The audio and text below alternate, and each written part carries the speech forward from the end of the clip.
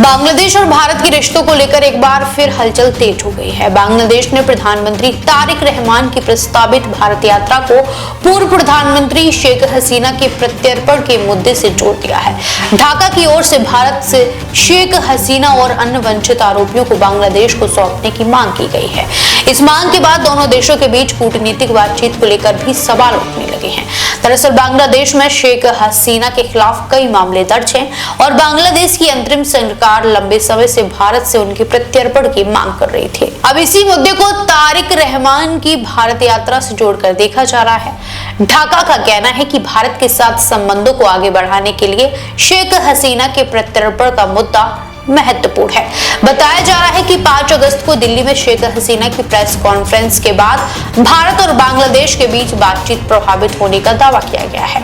हसीना की ओर से दिए गए बयानों को लेकर ढाका में भी प्रतिक्रिया सामने आई और इसके बाद दोनों देशों के बीच पहले से मौजूद तनाव और बढ़ने की चर्चा शुरू हो गई है। बांग्लादेश की ओर से भारत से यह भी मांग की गई है कि शेख हसीना के अलावा उन अन्य लोगों को भी सौंपा जाए जिन्हें वहां वंचित बताया जा रहा है। यानी अब यह मामला सिर्फ एक व्यक्ति के प्रत्यर्पण तक सीमित नहीं है, बल्कि भारत बांग्लादेश के संबंधों में एक महत्वपूर्ण कूटनीतिक मुद्दा बन चुका है। वहीं तारिक रहमान की भारत यात्रा को लेकर भी इस मुद्दे की अहमियत बढ़ गई है। बांग्लादेश चाहता है कि भारत के साथ बातचीत में शेख हसीना और अन्य वंचित आरोपियों के प्रत्यर्पण के सवाल को प्रमुखता से उठाए जाए। दूसरी तरफ भारत और बांग्लादेश के बीच कई अहम मुद्दों पर बातचीत पहले से जारी है।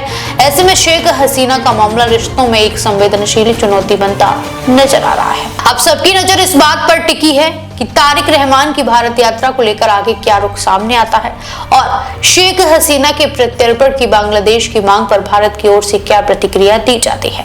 फिलहाल इस पूरे घटनाक्रम ने भारत बांग्लादेश के रिश्तों को लेकर नई राजनीतिक और कूटनीतिक चर्चा जरूर छेड़ी है। देश विदेश की तमाम बड़ी खबरों के लिए देखते रहें किनी टाइम्स। वीडियो को लाइक करें, चैनल को सब्सक्राइब करना ना भूलें।